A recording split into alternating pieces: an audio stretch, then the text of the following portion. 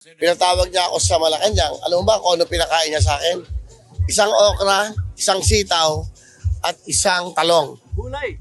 Gulay at merong isda. Tapos, meron kaming sabaw na may malunggay. Sabi niya, ayaw niya na kumakain ng steak sa Malacanang dahil masyadong mahal. Sinabi niya sa akin yan. Totoo yun. Sabi niya, pasensya ka na, ayaw namin gumasos ng malaki. Dahil, alam mo naman, syempre, nakakaya. Kumakain tayo ng masarap, marami naghihirap. So, nung mula sabi ko, ibang klase, saka ayaw niya magpatawag na presidente siya, mayor lang ako. Syempre, nadagdagan yung respeto mo. Para sa akin, totoo, napakatotoong tao. Ang feeling ko na, na talagang walang iniisip na masama pa para sa kababayan natin at sa bayan natin. Bansa natin to eh. Diba? Ang sarap ng mga Pilipino, nagkakaisa, nagmamahalan. Kaya lang, pag nahaluan na ng politika, nag-iiba na kanya-kanyang opinion. Napakasarap ng tayong lahat, umangat na magkakasama. Kahit may, alam mo, napakasarap ng feeling na kahit saan ka pumunta, na proud ka sa bansa mo, proud ka being a Filipino. Sana may awa ang Panginoon Diyos sa atin na maging maayos na lahat. Pagkaayos-ayos na, walang puot na galit, di ba?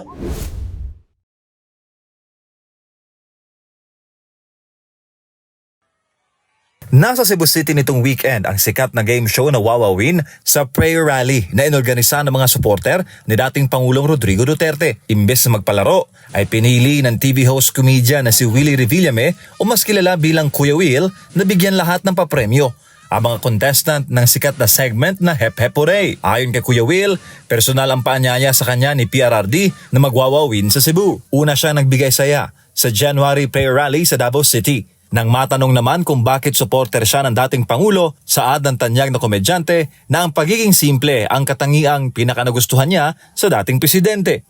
Para sa akin, totoo, napakatotoong tao.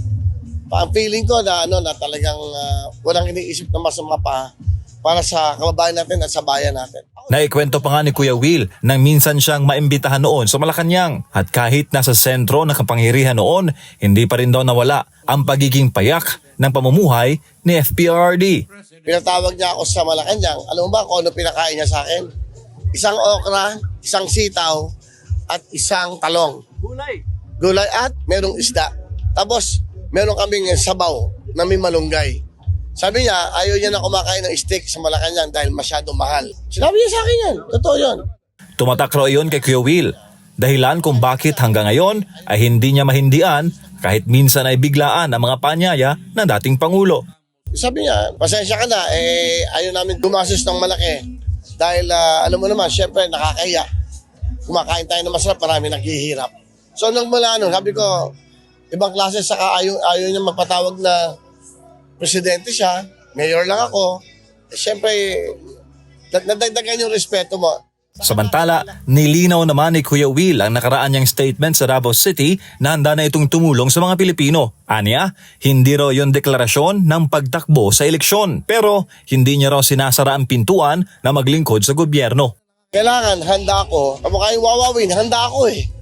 Kasi ito yung alam kong trabaho eh. Nung naging drummer ako, handa ako. Nag-ensayo ako mag-drums.